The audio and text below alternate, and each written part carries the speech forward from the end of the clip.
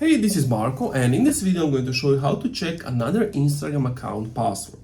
But before I begin with the video, if you're interested in Shopify, you can get it for only 1 month. You can get it only for $1 1 month. So if you want that, click the link in the description. So to get started, you need to open up your Instagram account. Now, there's nothing to do here on the home feed. What interests you is your profile. Now, open up your profile. Click on the top right to open the hamburger menu, and then scroll all the way down until you see add account or log out. Now, it doesn't matter which you click, but for the sake of example, let's just click add account. Then you want to log into existing account, and from there you can just enter the username and password.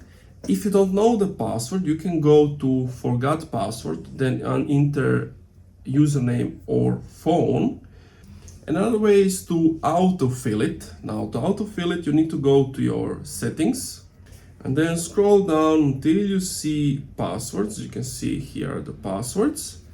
And if I were to search Instagram, I don't have anything saved, but it would show up here as your password and you'll be able to fulfill it, or you can just enter if you know it already.